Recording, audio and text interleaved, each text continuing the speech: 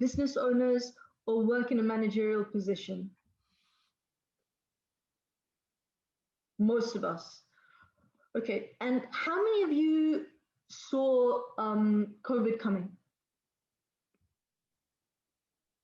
No, we didn't see COVID coming. Nobody saw COVID coming.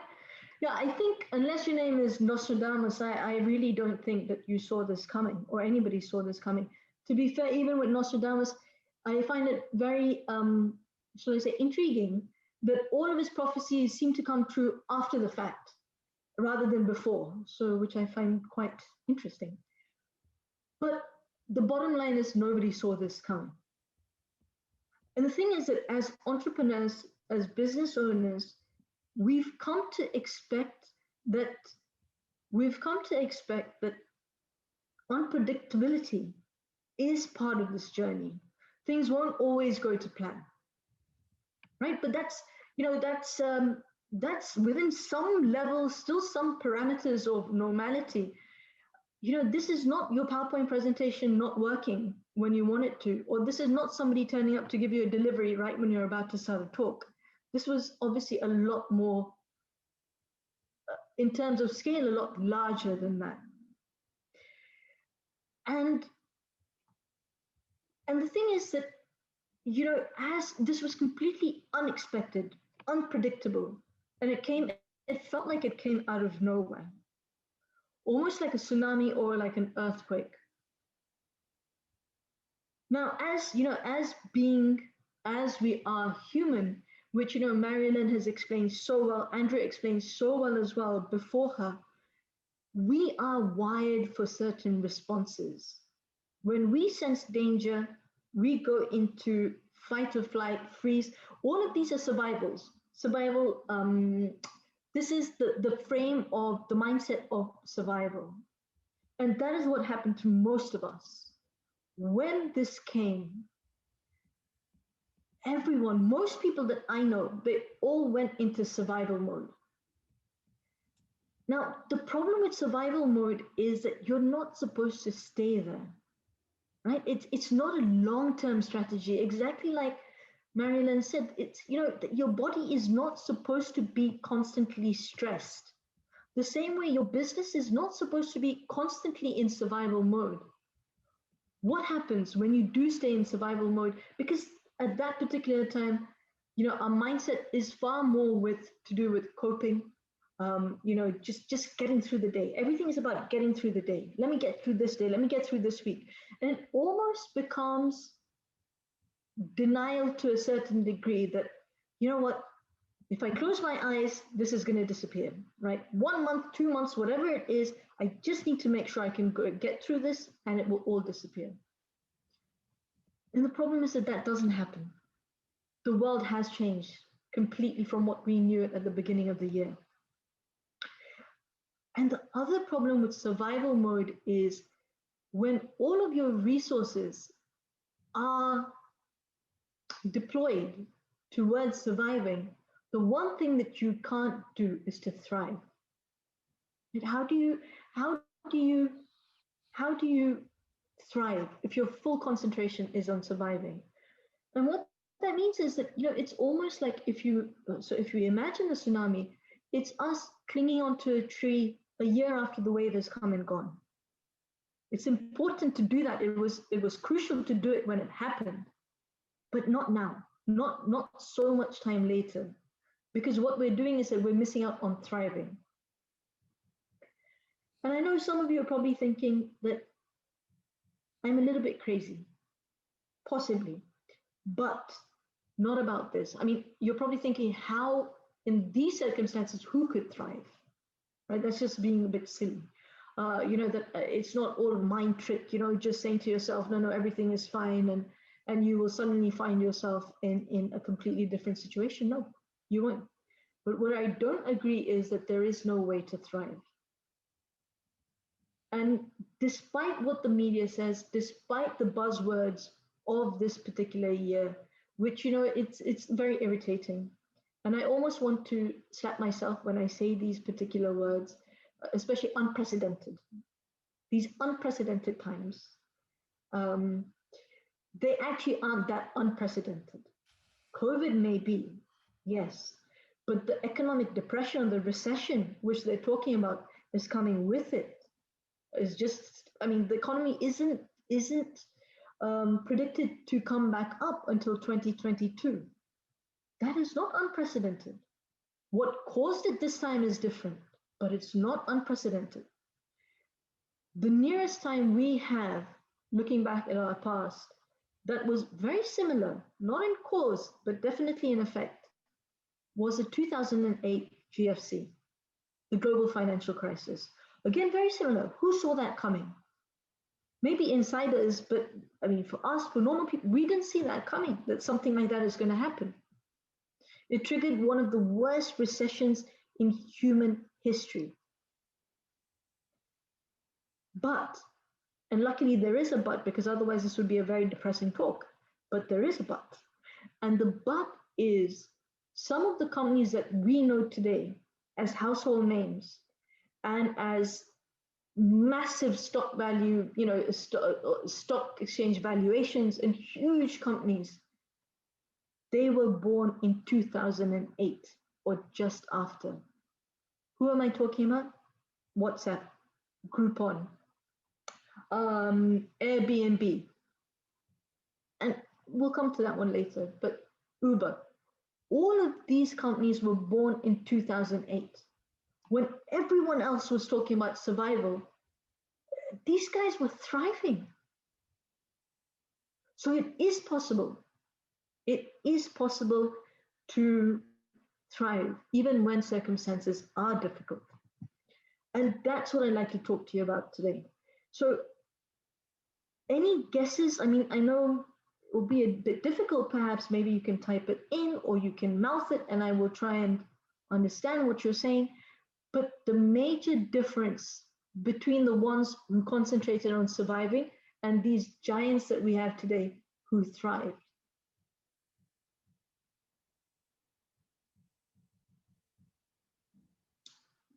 Answer is resilience. And resilience, not the way we know it, because unfortunately, the way that we talk about resilience, or we've come to know resilience, is coping. I went through something really difficult, but I managed to cope with it.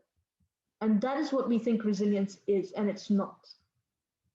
Resilience is the ability to come out from a negative situation. I may overrun a little bit, by the way, but to come out of a negative situation and actually have grown from that.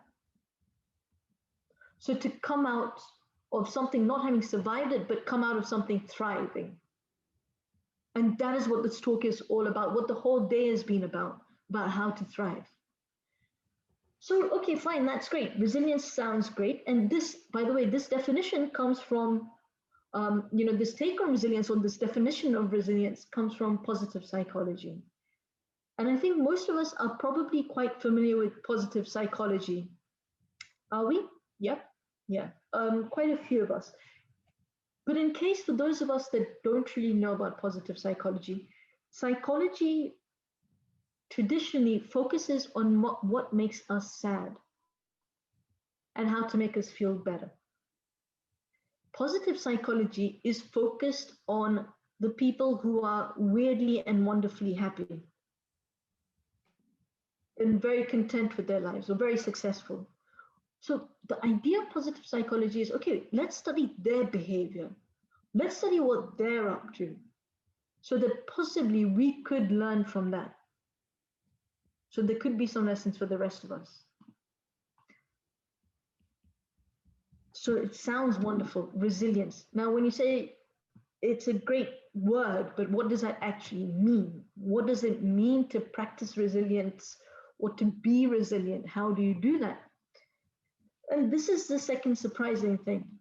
Resilience is actually no one thing. Resilience is made up of a basket of variables. But there is one variable in all of those that outweighs the others by miles.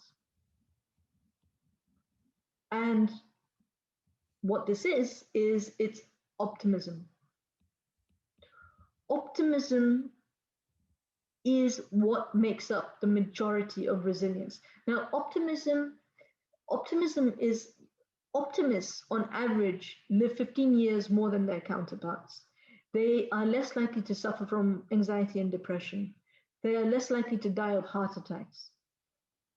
And maybe for us as as managers and as owners of business, what is really interesting as well along with that is that studies have shown that there is a very, very strong correlation between optimism and entrepreneurial success. It's worth knowing about, right? Yes, I hope. Okay. So optimism, okay, so two things to address before we go into that. Optimism, our less optimistic friends may be thinking, okay, so what does that mean? So I just have to resign myself to, dying earlier or, having a worse quality of life than my friends? No, of course not. That doesn't mean that. And this was answered by a very famous set of experiments that were done in the 1960s. In fact, I think this one was done in 1967. It was conducted by Dr. Martin Seligman and his colleagues. He's also known as the father of positive psychology. And what they did is that they conducted an experiment on dogs. So they had the first set of dogs were the control, right? They were just put in a container, an open container. Dog number 2 and 3 were put into a container with a divider in the middle where they could not see each other. They were then given mild electric shocks, mild. They were okay. They were, as an animal lover, it hurts me too, but they were fine. And they were given mild electric shocks. Dog number in the first compartment, that dog had a lever in that compartment that it could push to stop the electric shock. The dog next to it in the next compartment had a lever, but it didn't work. And these shocks were given intermittently, not in any sense of predictability. So it wasn't, okay, every 3 seconds or every 5 seconds. There was no way to predict when it's coming. The duration wasn't predictable. Of course, the dogs in the first one, most of them figured out, okay, I can press this and it stops. The dogs in the second one, they tried and tried and tried initially. I would definitely overrun 100. They tried and tried and tried initially, but after that, they gave up. Soon after that, they took them to another container. So now this container was, again, it had 2 divisions, but it was a smaller divider where you could see both sides of the compartment. And the dogs weren't put in together, they were put in one by one. So the dog, which was in the compartment where the lever worked, was put into this container. A mild electric shock was given. That dog very quickly figured out that by jumping over the barrier, it could stop the electric shock. The second dog, the one who was put in the compartment where the lever didn't work, when they were put into the same compartment, what did they do? They did nothing. Most of them actually just lay down with a feeling of, I'm just going to take it. There's nothing I can do.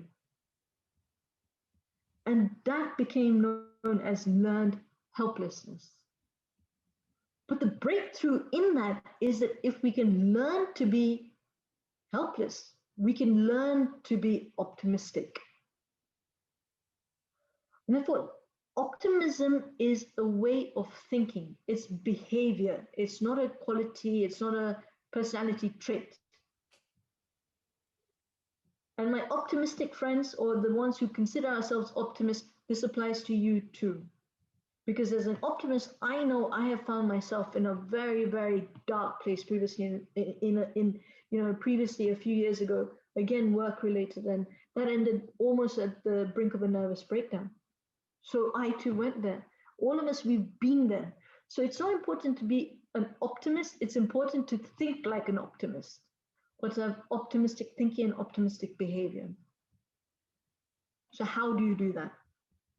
The first thing is being very, very aware what is likely to trigger not optimistic thinking. Where are we likely to start thinking negatively? And there's three situations. The first is when there's ambiguity, exactly like the period we're going through right now. Ambiguity, uncertainty. Secondly, when the stakes are really high, like when we're walking into something thinking this is do or die. Third, when you're already scared of a particular situation. These three types of events are when our thinking is likely to sway. Okay, so it's great to be aware that this is the sort of situation I'm going into. Now, the 5 types of mind traps that we fall into when we go into that sort of a situation is the first one is called mind reading. Okay, we all suddenly become psychic. We walk into a room, I've been to many sales meetings before, and I see that the client has maybe a frown on their face or something like that. And that just makes my heart sink. And, it makes me think, okay, that's it. The sale is definitely not going to happen. They're probably just giving me time just to be polite. And I've almost talked myself out of the sale before even opening my mouth. But how do I know? I'm not a mind reader. How do I know? How do I know that what that person is thinking? It could just be their concentration face. I don't know. The second, me. Everything is my fault. You're blaming yourself for everything. Somehow, COVID was my fault. It will take me some time to figure that out, but I believe you me, when if it's about blaming yourself, you will find the link somewhere. Third, the opposite of me, them. It's all someone else's fault. Any negative event that I face in life or anywhere where I don't get through it, it's because of other people around me. Right? I'm a genius. I'm an unrecognized genius. Unfortunately, I'm surrounded by dummies. That's my curse in life. The fourth is catastrophic thinking. Everything is the end of the world. Okay? Anything that happens, it's end of the world. That sale doesn't work, it's the end of the world. Fifth and last, helplessness. There is nothing that I can do about this. These are the 5 mind traps that you should be aware of when going into a negative situation or a situation like I described. Okay, so what can you do? Once you're aware, once you see that you're going down that particular route, what can we do? And there's 3 things you can do. The first is asking yourself, okay, where's the evidence? Relax, calm down. Before you make up a story even better than, some of the best authors have made up, before you come up with a great British novel, wait, calm down, calm down. What's the evidence for what you're thinking? Is there any? Most of the time we'll find that there isn't. Second, knowing that you have a backup. So you say to yourself, okay, you know what? Even if X happens, I'll do Y. The third, and I think the most important, especially to do with what we're speaking about today, is the reframe.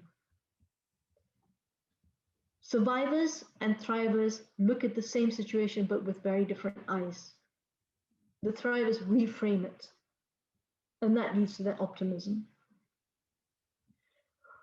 So that's what I wanted to share with you today, so that you can go into, that's why the talk's name is Thriving in 2021. The last thought I'd like to leave you with is, don't push away. If this year has been difficult, don't push it away, please. We have a tendency to want to forget the most negative, or what we perceive as the most negative times in our life. When I came out of that situation, when I was almost at the verge of a nervous breakdown, I just wanted to forget. I wanted to forget those 7 years. With time, I realized that's not the right thing to do. You know why? Because if this year has been tough and you've come out of it, somewhere in the worst is your best. It has taken your best to come out of this particular situation. So please treasure that. And never forget how amazing you are to have come out of that. And remember that resilience is the ability to grow, not cope.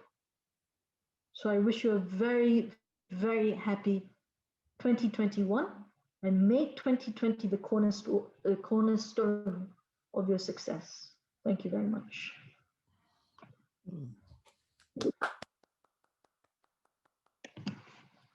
Thank you, Reshma. That was great. A couple of things that really jumped out at me. Yes, this whole theme of resilience is a lot more than, life's a crap sandwich and I'm just chewing my way through it, but rather, where are the gifts in this situation? It reminds me of, there's this famous story about this little boy who's digging furiously through the floor of a stable. And his father comes in and says, Junior, what are you doing? And he says, well, with all this shit, there's got to be a pony in here.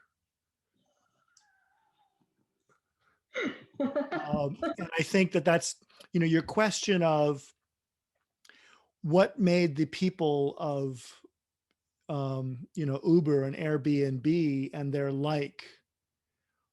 their resilience was that they were optimistic enough that in those, the sky is falling economy, said, no, we see a future where this business is going to be needed and successful.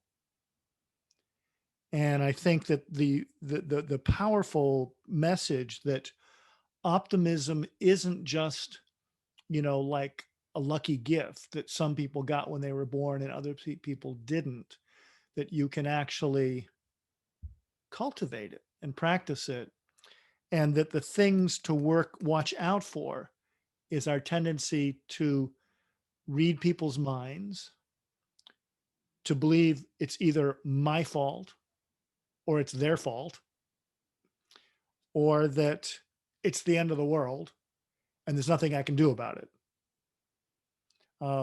So again, I think resilience is, it's the REM song. It's the end of the world as we know it, and I feel fine. So yes, thanks very much and then also the message, learning from your experience, don't push it away. I've got a friend who says that, the shorter the gap is between something that you think of as that's horrible and you're saying, actually, that's the best thing that ever happened to me. It was a wake-up call. It broke me open to a new level. The shorter that distance is, the happier, more powerful your life is going to be. So thank you very much. Thank you.